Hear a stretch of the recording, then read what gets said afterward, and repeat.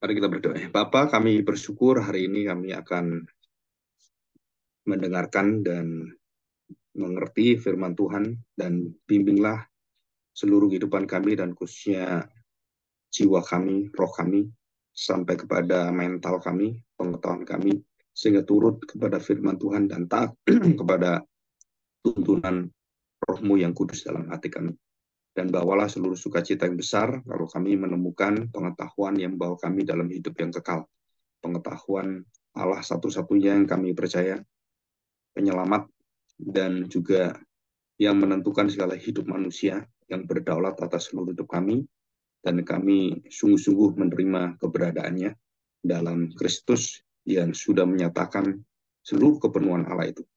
Terima kasih Bapa, kami serahkan hati kami, dan tolonglah kami dengan firman-Mu, dengan roh-Mu, sehingga kami bisa belajar untuk berjalan bersama dengan Kristus dan meneladani seluruh hidupnya. Di dalam nama Tuhan Yesus kami serahkan doa kami. Amin. Oke, kita akan uh, melanjutkan ya yang hari Kamis itu, dan kita sekarang masuk ke dalam pembahasan istilah yang penting ya. Jadi satu istilah yang sering kali disalah mengerti adalah Bapa itu lebih besar. Nah, yang mengatakan itu adalah Tuhan Yesus sendiri. Ya, kita harus tahu bahwa Tuhan Yesus itu memiliki dua natur ya. Jadi natur dia taat sebagai anak, dan dia adalah Allah sendiri. Nah, ini kita belajar dia menjadi seorang anak dan dia berjalan bersama dengan Bapa, dan dia seluruh hidupnya, perkataannya, hatinya, pikirannya, tujuannya, seluruhnya itu adalah untuk memuliakan Bapa. Jadi menaatinya. Dan dia satu-satunya manusia yang menyenangkan hati Bapa, yang mengasihi, yang berkenan kepada Bapa, dan itu diakui sebelum Tuhan Yesus melakukan pelayanannya waktu dibaptis itu kan. Jadi baptisan itu menyatakan bahwa dia adalah anakku yang kukasih, yang berkenan. Jadi itu disahkan. Jadi dinyatakan pada dunia, ini loh yang akan menyatakan siapakah aku sebenarnya. Bapak itu siapa ya, anak ini. Nah, kalimat-kalimat itu sangat mempengaruhi pengertian orang-orang zaman sekarang, sehingga yang mengajarkan, hamba-hamba Tuhan mengajarkan itu juga para pemimpin rohani atau pemimpin gereja yang lain, itu mengajarkan hal-hal yang mungkin bagi kita adalah yang sudah jelas gitu kan. Tapi setelah mereka menjelaskan, ada sesuatu yang kemudian direndahkan, ada yang ditinggikan. Nah, kita lihat Yohanes 10 ayat 29. Ini datanya, saya bacakan datanya dulu ya. Tentang Yesus mengatakan, Bapa lebih besar daripada aku. Jadi konteksnya apa? Karena Yesus ditolak oleh orang-orang Yahudi. Dia menyatakan tentang pekerjaan-pekerjaan Mesias itu kan. Jadi katakan, jikalau engkau Mesias, ngomong aja terus terang pada kami. Itu ayat 24. Jadi waktu Yesus berjalan-jalan di Bait Allah dan berada di Serambi Salomo. Dan orang-orang Yahudi yang datang sekeliling dia itu berkata kepadanya, berapa lama lagi engkau membiarkan kami hidup dalam kebimbangan? Jadi ada sesuatu yang mereka tuh ya percaya kan enggak, ya ini orang ini bisa melakukan mujizat dan nggak bisa disangkali, seperti Nikodemus, wah mujizatmu itu pasti kamu utusan Allah. Tapi kalau dilihat omongannya, loh ini kok beda gitu kan, jadi seperti omongannya ini menghujat Allah gitu. Jadi mereka bergumul gitu, dikatakan membiarkan kami hidup dalam kebimbangan. Jikalau engkau Mesias, katakanlah terus terang kepada kami. Nah, setelah itu Yesus menjawab, ya, aku telah mengatakannya kepadamu, tetapi kamu tidak percaya. Kamu tidak percaya. Pekerjaan-pekerjaan kulakukan dalam nama Bapakku, itulah yang memberi kesaksian tentang aku. Aku ini siapa? Udah dijelaskan kan, udah tahu. Dari pekerjaan kuasanya, ya nggak ada orang bisa melakukan seperti itu kecuali Allah sendiri. Dan kalau dia manusia, nah siapa dia? Nah, kamu harus percaya bahwa akulah yang disebut sebagai Mesias, dan akulah yang bersama dengan Allah yang kekal selama-lamanya itu, yang sudah dijanjikan itu. Tetapi kamu tidak percaya, karena kamu tidak termasuk domba-dombaku. Nah, ini satu tanda tanya besar bagi orang-orang yang menjelaskan bahwa Yesus itu bukan Allah, lebih daripada Allah, dan tidak percaya Yesus adalah Allah. Saudara, itu artinya bahwa mereka bukan domba-dombaku. Kalau domba-dombaku pasti dengar saya, pasti percaya, pasti akan menyembah saya, pasti akan memuliakan saya. Tetapi kamu tidak percaya karena kamu tidak termasuk domba-dombaku. Nah, siapakah domba-domba Kristus yang bisa percaya? Nah, saudara, kita kadang-kadang mendengarkan hal-hal yang penting ya. Terus Tuhan Yesus mengatakan kalau kamu tidak percaya, kamu bukan dombaku, kamu bukan anakku, kamu bukan saudaraku gitu kan. Saudara, tempat kita di mana? Ya kita dibuang, kita dibinasakan oleh Tuhan. Karena kita bukan domba tapi kita kambing gitu. 27, domba-domba aku mendengarkan suaraku dan aku mengenal mereka dan mereka mengikuti aku. Dan aku memberikan hidup yang kekal kepada mereka. Dan mereka pasti tidak akan binasa. Dijelaskan oleh Tuhan Yesus. Mereka enggak akan binasa. Mereka domba-domba aku, mereka mengenal aku mengenal mereka, mereka mengikuti aku, dan mereka tidak akan binasa. Ini ayat-ayat seperti ini jelas sekali. Jadi keselamatan yang kita terima itu nggak akan bisa dibinasakan oleh karena perbuatan-perbuatan hal-hal yang bisa menghapus kasih Allah. Jadi kasih Allah itu bisa menghapus dosa manusia, tapi dosa manusia tidak akan bisa menghapus kasih Allah. Terang nggak bisa dikalahkan oleh gelap. Jadi terang bisa mengalahkan gelap. Gelap nggak bisa mengalahkan terang. Kasih dan dosa sama. Dan kalau kita menerima Kristus adalah Allah, Allah adalah kasih, maka kita dikuasai kasih, kita diberi kekuatan di dalam kasih, dan kita dilahirkan oleh kasih karunia Allah itu. Dan kemudian kita bisa mengalahkan dosa dan seluruhnya. Apapun itu, walaupun kita penuh dengan kelemahan, jatuh dalam dosa begini seperti Daud, Salomo, seperti Nuh juga jatuh dalam dosa, Adam. Saudara, kasih Allah itu jauh melampaui dan hal-hal yang bisa menghidupkan kematian rohani kita. Itu kasih Allah, kemurahan Allah. Jadi di sini jelas, aku akan memberikan hidup yang kekal kepada mereka. Hidup kekal itu ya hidup yang kekal, saudara. Ya hidup yang kekal, hidup yang selamanya. Mereka pasti tidak akan binasa sampai selama-lamanya. Dan seorang pun tidak akan merebut mereka dari tanganku. Nah, dilindungi oleh Tuhan. Kita tidak akan dicabut oleh siapapun, apalagi kuasa kegelapan, kuasa iblis gitu kan. Itu nggak bisa mencabut kita. Bapakku yang memberikan mereka kepadaku lebih besar daripada siapapun, dan seorang pun tidak dapat merebut mereka dari tangan Bapakku. Jadi jelas ya dikatakan apa? Bapakku lebih besar daripada semua siapapun. Dan dikatakan bahwa dia lebih besar. Nah, ayat 30 menjelaskan aku dan Bapa adalah satu. Ini kesimpulan. Pasal 10 ayat 30. Aku dan Bapa adalah satu. Jadi Bapak dan anak lebih besar mana? Enggak ada lebih besar.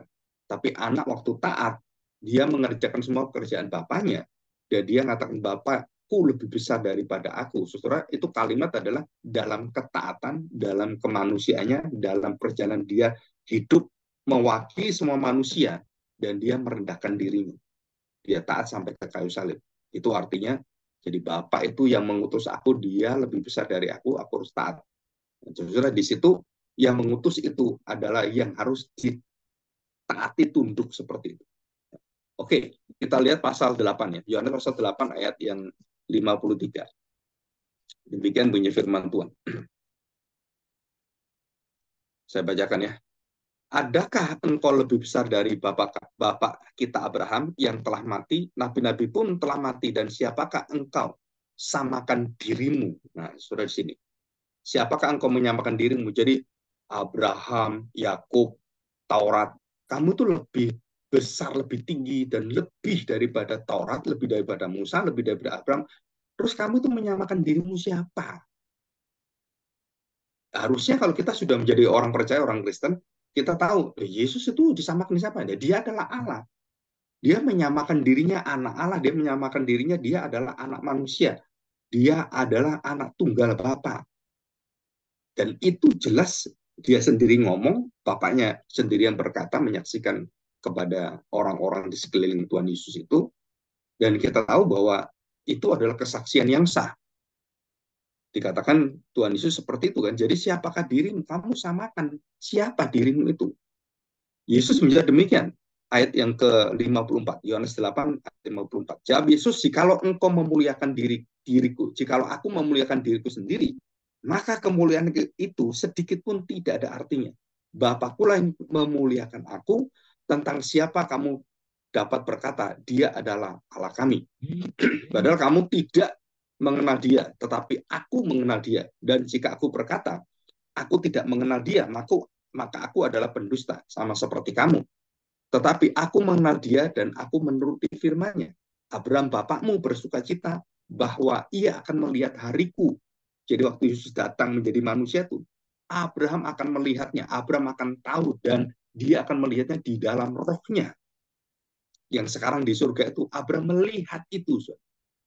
Jadi orang-orang percaya yang ada bersama dengan Allah, bersama dengan Kristus itu, seluruh kejadian di dalam dunia ini yang penting-penting, bahwa Yesus akan datang, dia akan menggenapi semuanya. Itu orang-orang yang beristirahat sana itu, semua akan melihat dan mengagumi pekerjaan Kristus dan penyelesaian semuanya.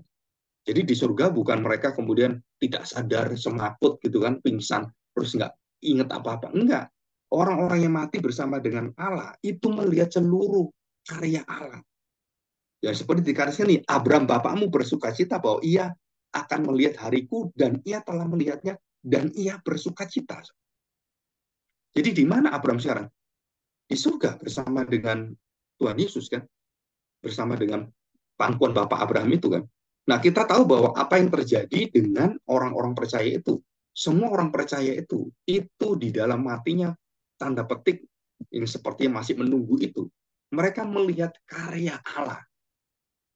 Jadi seperti Yohanes melihat kejadian-kejadian akhir zaman, orang-orang percaya itu juga sama melihat semuanya, karya Allah. Bagaimana dia mengampuni kita, bagaimana dia menebus kita, bagaimana Allah memelihara kita, bagaimana seluruh semesta alam diatur oleh Tuhan. Ada bencana yang ada di Brasil, di Maroko, gempa bumi. Sesudah itu di dalam seluruh rencana kedaulatan Allah. Dan Tuhan lakukan untuk membersihkan, untuk menyucikan, untuk menggenapi semua apa yang dia inginkan, kehendaki. Dan itu jelas semuanya. Jadi Bapak Abraham itu melihat kedatangan Yesus waktu dia menjadi manusia, itu dilihat dengan jelas. Termasuk kalau kita tahu, bukan hanya Abraham, Yakub, Nuh, Adam, semua. Imam-imam itu jelas melihatnya. Karena kita diberitahu Abraham, orang-orang percaya itu kan, dan melihat kita. Dan kalau kita tahu, loh kenapa Bapak ngomong seperti itu kok semua tahu? Karena itu dicatat dalam Ibrani pasal 12, saksi-saksi iman. Dengan iman mereka mengerti. Jadi bukan dengan tubuh, tapi mereka sudah mati, mereka sudah berada dalam hadirat Allah. Mereka melihat itu. Ya. Oke, kita lihat pasal 14 sekarang. Ya, Yohanes pasal 14. Ini hampir semua di kitab Yohanes ya. Yohanes pasal 14 ayat yang ke-12. Aku berkata kepadamu, sesungguhnya barang siapa percaya kepadaku, ia akan melakukan juga pekerjaan-pekerjaan yang aku lakukan. Bahkan pekerjaan-pekerjaan lebih besar daripada itu, sebab aku pergi kepada Bapa. Nah, perhatikan, saudara. Jadi jelas sekali Tuhan Yesus mengerjakan pekerjaan-pekerjaan, dan kita diberi tugas juga, dan kita melakukan kehendak Kristus, perkataan Kristus, yang dikatakan Tuhan Yesus, pekerjaan-pekerjaan yang aku lakukan yang lebih besar daripada itu. Saya tanya sekarang, apakah pekerjaan kita itu lebih besar daripada Kristus? Lebih mulia daripada Kristus? Lebih hebat? No. Nah terus, apa arti pekerjaan yang lebih besar? Saudara, jadi pekerjaan yang lebih besar itu adalah Tuhan Yesus berada di wilayah yang terbatas. Karena dia umurnya pelayanan cuma 3 tahun. Umur 30 sampai 3 tahun. Dia menjangkau terbatas. Dan dia berjalan pun terbatas, semua terbatas. Nah sisanya itu penjangkauan ke seluruh dunia. Itu diberikan kepada gereja, diberikan pada orang percaya. Dan mereka diutus oleh Tuhan untuk mengerjakan pekerjaan-pekerjaan yang lebih besar. Jangkauannya, orangnya, dan semuanya. Jadi bukan berarti, oh berarti kita lebih hebat dong. Bukan, saudara. Tapi ini adalah satu wawasan, satu pengertian bahwa yang dilakukan bukan kuasanya kita lebih hebat dari Tuhan Yesus gitu. Wah kita bisa membangkitkan orang mati, semua orang mati kita bisa bangkitkan. Orang buta kita bisa sembuhkan. Kita lebih daripada Yesus. Ini kalimatnya. Pekerjaan-pekerjaan lebih besar daripada itu. Saudara, kita menjadi satu orang yang masuk ke dalam ajaran yang menyesatkan. Kenapa? Karena bukan dikatakan Tuhan Yesus tentang keilahian dia dikasihkan kepada kita dan kita kemudian lebih besar dari dia. Nggak mungkin. Ini adalah pekerjaan, bukan keilahian. pelayanan kita, pengutusan kita jauh lebih besar, menjangkau lebih luas. Jadi ini adalah visi dan misi daripada Kristus. Jadi yang kita lakukan misinya itu apa? Wah, kita akan melakukan pekerjaan-pekerjaan yang menjangkau ke ujung-ujung bumi, lebih besar, lebih luas, dan lebih kepada bangsa-bangsa lain. Itu tugas siapa? Nah, Tuhan Yesus kasihkan kepada gereja, kepada kita. Jadi ini pengertian ini supaya kita mengerti, oh arti lebih besar itu ada konteksnya, ada kaitannya di situ. Ya, jadi 14. Sekarang kita lihat ayat 28. Ya, 28. Kamu telah mendengar bahwa aku telah berkata kepadamu, aku pergi tetapi aku datang kembali kepadamu. Sekiranya kamu mengasihi aku, kamu tentu akan bersuka cita karena aku pergi kepada Bapakku, sebab Bapa lebih besar daripadaku. Apa arti lebih besar daripadaku? Dia kembali kepada yang mengutus. Jadi yang mengutus itu, dia yang taat itu. Jadi ketaatan itu, dan yang taat kepada yang ditaati adalah lebih besar. Dari arti apa? Dia melakukan tugas misinya, dan dia selesai, dia melaporkan kepada Bapaknya, dan dia menyatakan penggenapannya, maka Bapaknya itu lebih besar daripada dia. Dalam apa? Dalam pekerjaan-pekerjaan dia menjadi manusia dan menanggung dosa kita. Dan disitulah Bapa itu lebih besar daripada Bapa yang mengutusnya. Jadi yang dibicarakan bukan keilahian, bukan. Tapi waktu jati diri Yesus dikatakan pada 10 ayat 30, Yohanes 10 ayat 30, Bapa dan aku adalah satu. Nah, ini jati diri. Ini statusnya, ini keberadaannya, bukan pekerjaannya saja. Tapi aku dan Bapa adalah, nah adalah keberadaan, so, adalah satu. Jadi semua jadi beres.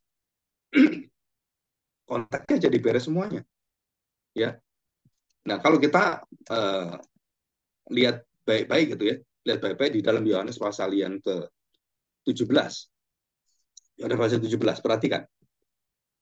Dari ayat 1, 2, dan kemudian ayat 3, saudara, ini hubungan tentang Yesus yang mendoakan bersyafaat kepada umatnya.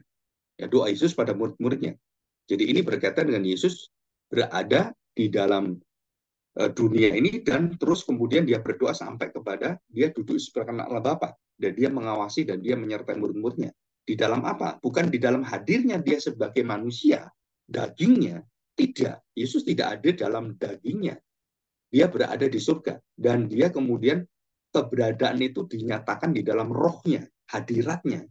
Hadiratnya dalam rohnya itu. Jadi kalau kita makan perjamuan kudus gitu, makan roti dan minum anggur, saudara, itu bukan tubuhnya Kristus kita makan.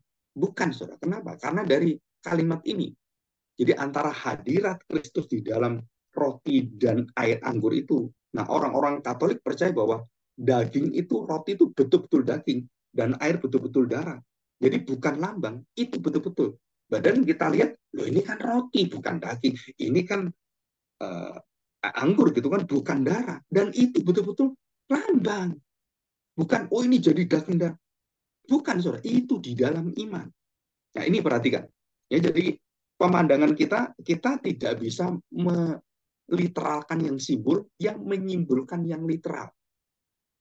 Yang lambang harus jadi lambang, bukan lambang dijadikan kenyataan. Dan itu sudah melewati pakem prinsip-prinsip yang melanggar daripada firman Tuhan. Jadi roti itu sebagai simbol lambang, mewakili keberadaan Kristus. Ya presentasi gitu kan. Tapi dia bukan Kristus. Itu di dalam iman kita sudah menerima Kristus. Di dalam kita mati bersama dengan Kristus, kita bangkit bersama Kristus. Dan tubuh kita adalah tubuh Kristus. Jadi waktu kita perjamuan kudus, kita ini sudah bait Allah. Kita diingatkan dalam setiap perjamuan kudus, diingatkan tentang kemenangannya, jaminannya. Kita nggak akan dilepaskan, kita tidak akan dibinasakan, kita tidak akan dipisahkan dari kuasa apapun. Nah, itu waktu kita minum perjamuan kudus itu, minum anggur juga, itu dijamin seperti itu. Ya, oke, kita lihat ini. Ayat 1 ya. Bapak telah tiba saatnya. Permuliakanlah anakmu. Jadi Bapak itu, tujuan utama Bapak mengutus anaknya dan memberikan seluruh penebusannya apa? Memuliakan, permuliakanlah anakmu. Bapak tujuan utama menghendaki apa? Anak dipermuliakan oleh seluruh umat manusia dipercaya, disembah, dipuji, dan diagungkan. Ini tujuan Bapa. Dan anak mengatakan, permuliakan anakmu supaya anakmu mempermuliakan engkau. Dan waktu Yesus menerima kemuliaan dari manusia, Yesus memuliakan Bapaknya. Bapaknya memuliakan Yesus dan terus-menerus memuliakan. Dan tidak berhenti. Dari kemuliaan menuju kemuliaan dan terus kemuliaan. Ayat yang kedua, sama seperti engkau telah memberikan kepadanya kuasa atas segala yang hidup, demikian pula ia akan memberikan hidup yang kekal kepada semua yang telah engkau berikan kepadanya. Jadi Yesus memberikan hidup yang kekal itu, kuasa membangkitkan semua. Dari siapa? Dari Bapaknya. Jadi kuasa Bapaknya yang menghidupkan, yang mematikan, yang membinasakan, yang memberikan hati percaya, itu Bapa. Dan itu terjadi pada Petrus. Dan waktu dia bisa mengaku engkau adalah Mesias, anak Allah yang maha tinggi gitu kan, yang maha hidup gitu. Dan Tuhan Yesus mengatakan apa? Kamu bisa ngomong itu bukan karena kamu, Petrus, karena Bapakku yang memberikan. Sama seperti ini. Ia memberikan hidup kekal pada semua orang. Dan dari mana hidup kekal itu? Dari Bapaknya. Karena dia saat itu sebagai manusia. Dia bukan sebagai yang berjalan sebagai ilahi gitu. Bukan.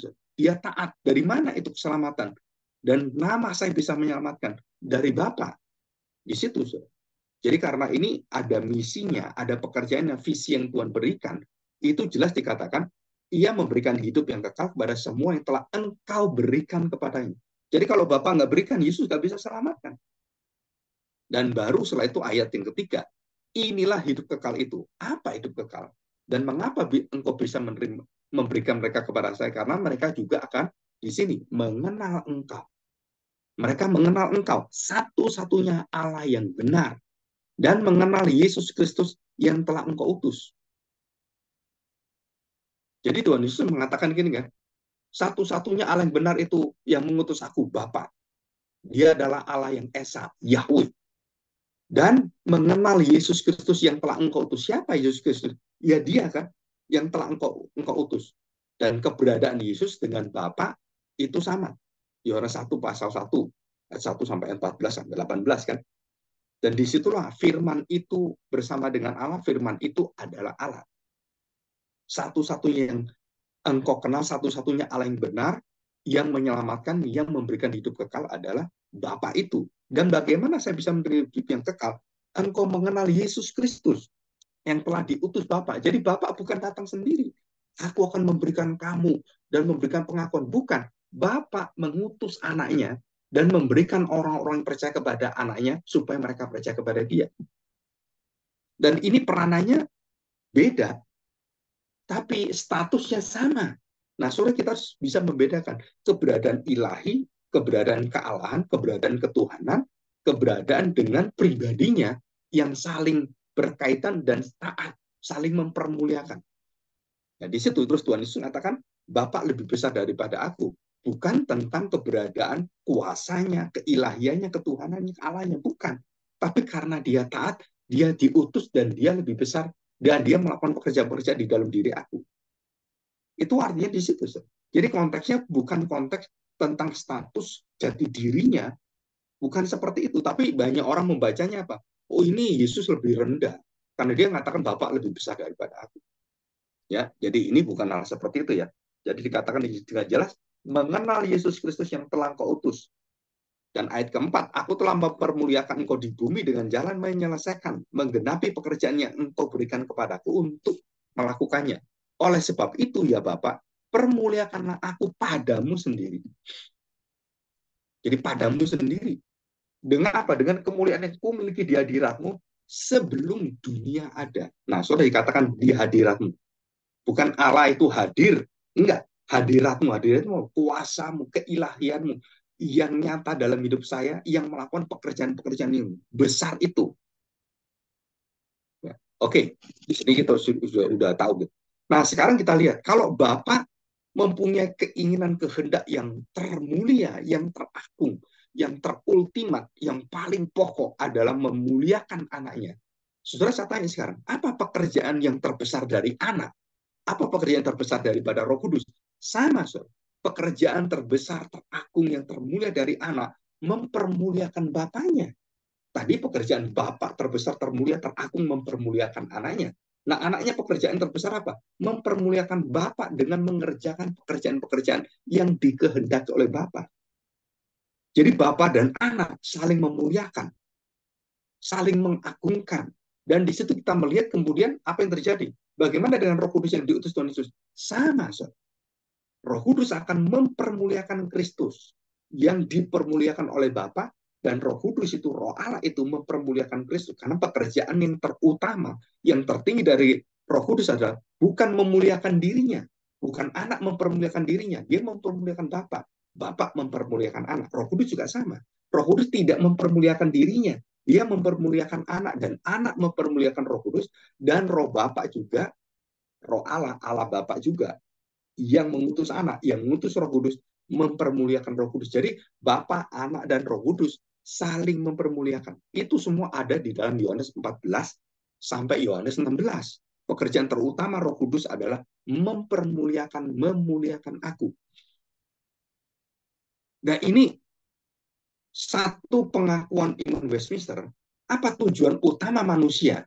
Saudara, dengan tepat dan sangat biblika dan kebenaran yang dalam Alkitab dikatakan pekerjaan teragung, tujuan hidup manusia yang paling utama adalah memuliakan Allah dan memuliakan terus-menerus, menikmati kehadirannya, hadiratnya. Nah, saudara, apa ya? Ini satu tujuan utama dalam pengakuan iman Westminster, dan kita semuanya, dan Alkitab juga sama. Bapak juga sama, anak juga sama, Roh Kudus sama, gereja juga sama, seluruh orang beriman sama, mempermuliakan Allah. Nah, sedangkan Kristus yang Allah menjadi manusia, dia katakan, engkau mempermuliakan aku sejak kekekalan, engkau memuliakan aku. Permuliakanlah anakmu. Dengan apa? Dengan jalan aku mengerjakan ini loh. Bapak yang menyaksikan aku nggak butuh kesaksian dari orang lain. Bapak memberikan kesaksian padaku. Apa itu kesaksian Bapak?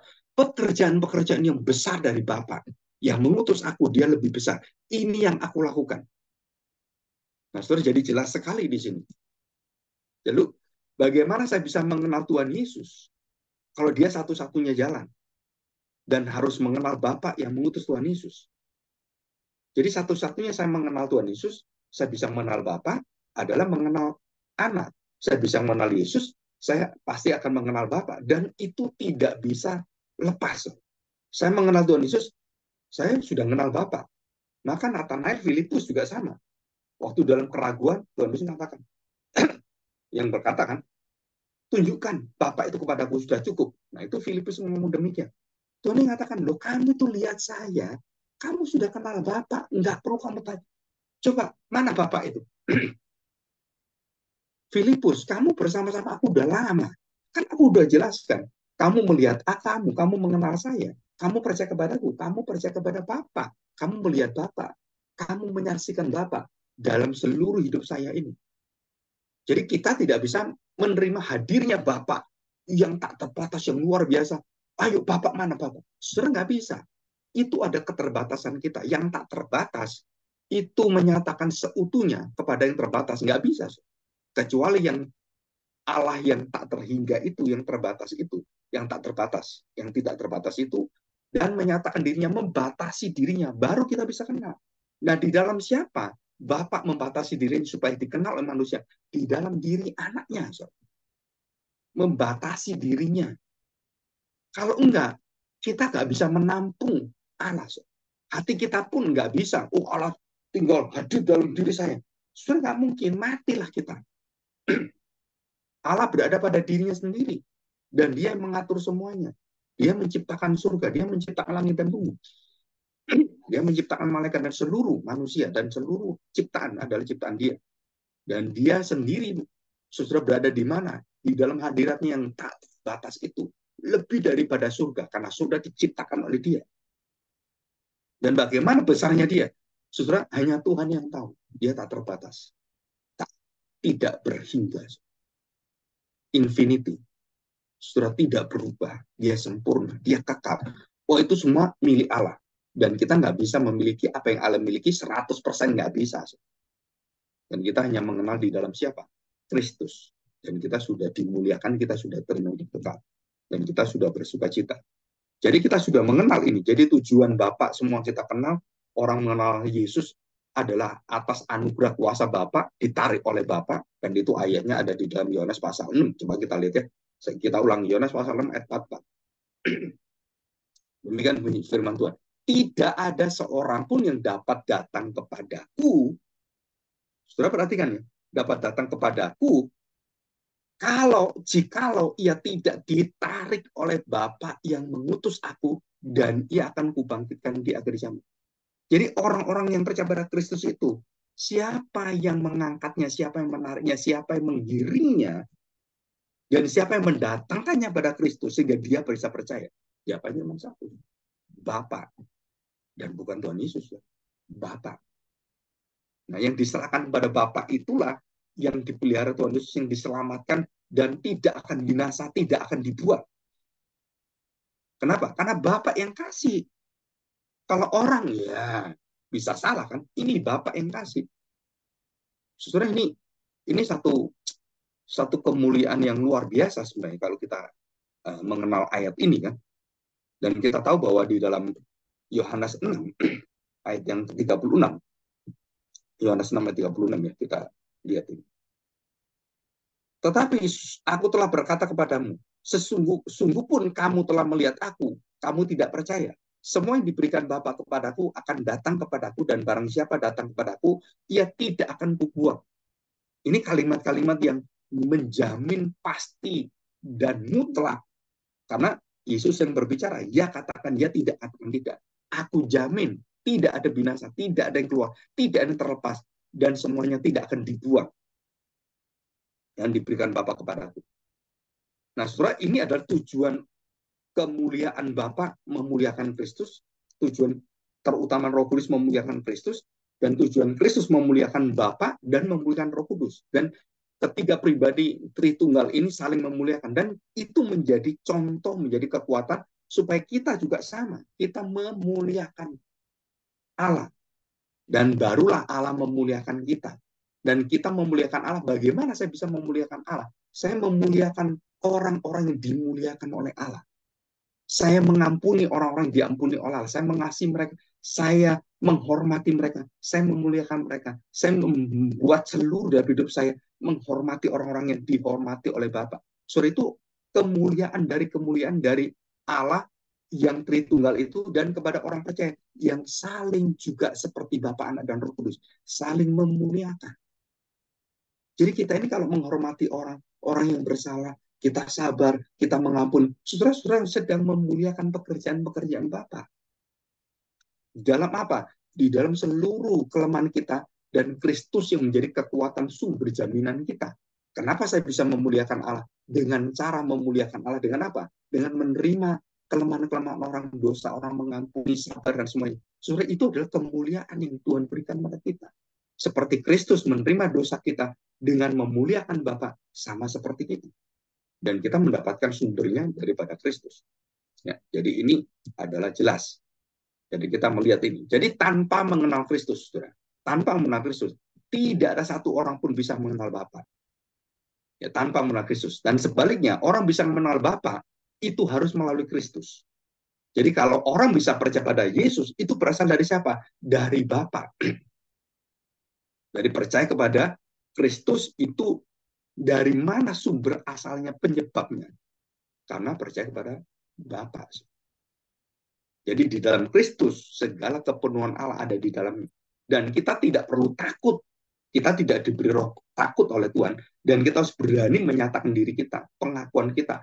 Dan kita bisa mengakuinya di depan orang. Kita bisa mau membicarakan, mau berdebat, saudara, kita dengan lemah lembut dan menegakkan ketuhanan Kristus di atas segala-galanya. Jadi Tuhan yang bisa membuka hati manusia. Jadi kalau saya berdebat gitu kan, saya harus tahu bahwa orang bisa percaya bukan karena saya pintar berdebat, bukan saya bisa berkhotbah, pintar berkhotbah, bukan, saudara.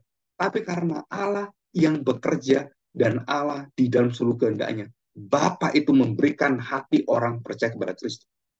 Jadi kita nggak ada kebanggaan sama sekali. Kalau kita bisa berkhotbah, orang datang ratusan ribu percaya Tuhan Yesus, wah, orang ini bertobat. Kok bisa dia bertobat? Karena khotbah saya. Saudara, itu keblinger sekali. Apalagi orang-orang yang saling memamerkan berapa banyaknya jemaat. Wah, ini jemaat saya banyak, kamu berapa? Saudara, itu jemaatmu atau jemaat Tuhan? Apa kamu jamin bahwa jemaat itu semua adalah betul-betul orang mengenal Kristus, mengenal Bapa? Belum tentu, saudara. Justru kepalsuan-kepalsuan kemunafikan itu seringkali mengkamiri dan merusak seluruh daripada apa yang kita pikirkan. Dan itu disebut sebagai apa? Ragi orang Farisi. Dan ini bahaya sekali. Kenapa bahaya sekali? Karena kalau kita hidup di dalam kemunafikan seperti ini, saudara, Tuhan mengatakan, aku tidak mengenal engkau. Aku tidak mengenal engkau. Nah, kita baca ini ya. Kita baca Matius 16. Minggu depan, hari Kamis, saya akan lanjutkan ini. Matius 16 pasal 5. Pasal 16 ayat 5. Tuhan Yesus berkata tentang ragi orang Farisi dan Saduki. Ini yang membuat satu bangsa Israel itu nggak bisa keluar. Karena mereka dihalangi percaya kepada Kristus, Yesus, Mesias itu. Nah, perhatikan baik-baik ya, ayat ke-6. Matius 16 ayat ke-6. Berjaga-jagalah dan waspadalah terhadap ragi orang Farisi dan Saduki. Ini dikatakan Tuhan Yesus dalam Markus dan Lukas sama persis. Berjaga-jagalah dan awaslah terhadap ragi orang Farisi dan ragi Herodes. Jadi itu ada ragi Herodes yang ditambahkan di situ. Jadi ragi orang Farisi dan ragi Herodes. Itu ada di mana? Dalam Markus dan juga Lukas pasal 12 ayat 1. Itu dijelaskan di situ. Jadi Markus menjelaskan menambahkan Herodes. Dan Herodes itu adalah orang Israel yang munafik sekali. Sama dengan orang Farisi dan semua orang yang berlaku dalam kemunafikan, termasuk kita semua di dalam gereja Tuhan. Saudara, kita ini orang-orang yang mungkin kita nggak sadar kita dalam dosa yang paling dibenci Tuhan adalah kemunafikan. Jadi antara yang kita ngomong dengan hati kita beda, kita menampilkan kepalsuan-kepalsuan supaya kita merasakan nggak enak apa semuanya. Saudara, kita sebenarnya kita tidak diperbolehkan menjadi orang yang bermuka dua, bermuka tiga, bertopeng. Itu kemunafikan. Dan itu paling dibenci Tuhan. Dan orang-orang yang seperti ini, orang-orang yang punya ragi seperti orang Farisi Saduki ini, saudara, tidak akan masuk kerajaan surga. Nah, ini ayat yang ke-8 ya. Mengapa kamu memperbincangkan soal tidak ada roti? Hai orang-orang yang kurang percaya.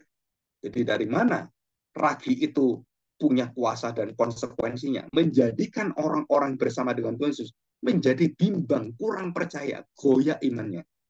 Dari mana ini? Karena ragi orang Farisi hidup dalam kepalsuan, kemunafikan. Belum juga kamu mengerti, tidak kamu ingat lagi akan 5 roti untuk 5.000 orang dan berapa bakul roti kamu kumpulkan, ataupun akan 7 roti dan 4.000 orang itu dan berapa bakul kamu kumpulkan. Kemudian, bagaimana mungkin kamu tidak mengerti bahwa bukan roti yang kumaksudkan? Aku berkata kepadamu, waspadalah terhadap ragi orang Farisi. Nah, saudara, ini adalah satu halangan satu-satunya yang akan menghalangi kita nggak bisa percaya kepada Tuhan. Yang menghalangi kita adalah ragi orang Farisi, ragi kepalsuan keagamaan. Dan Tuhan Yesus sangat menentang ini. Nah, kita lihat di dalam 1 Korintus pasal 5 ya, ayat 6. Kemegahanmu tidak baik. Tidak tahukah kamu, dikatakan, bahwa sedikit ragi mengkamiri seluruh adonan. Buanglah ragi yang lama itu supaya kamu menjadi adonan yang baru. Sebab kamu memang tidak beragi. Hidup Kristen yang sesungguhnya tidak boleh ada kemunafikan, ada ragi orang Farisi, ragi orang Saduki, dan ragi Herodes, dan ragi-ragi yang lain. Sebab anak domba Paskah kita juga telah disembelih, yaitu Yesus Kristus. Dan inilah yang membuat kita tidak beragi. Hadirat Kristus sebagai tubuh dan darah Kristus dalam hidup kita. Karena itu marilah kita berpesta bukan dengan ragi yang lama, bukan pula dengan ragi keburukan dan kejahatan, tetapi dengan roti yang tidak beragi, yaitu kemurnian dan kebenaran. Ya. Jadi ini satu penghalang yang besar, termasuk di dalam Lukas pasal 24 ayat 16. Tuhan Yesus katakan dengan jelas di dalam pasal ini dan ayat ini. 24 ayat yang ke-16. Tuhan Yesus katakan apa? Dan jelas dikatakan bahwa, mengapa kamu nggak percaya-percaya? Ada sesuatu yang menghalangi mata mereka sehingga mereka tidak dapat mengenal Dia. Saudara, kenapa kita nggak bisa percaya mengenal Kristus, tidak bisa datang pada Kristus? Salah satunya adalah banyak selaput-selaput yang ada. Dan yang terbesar adalah bukan selaput penyesatan agama-agama yang lain, kepercayaan yang bukan. Saudara, karena kepalsuan di dalam diri kita. Itu yang membuat kita tidak bisa menerima Kristus seperti Yudas. Seperti Ananias dan Safira. Seperti Alexander the Great. Dan seperti orang-orang yang murtad semuanya. Dan sebagai penutup ya, kita buka ini sebagai penutup. Matius pasal 5. Matius pasal 5.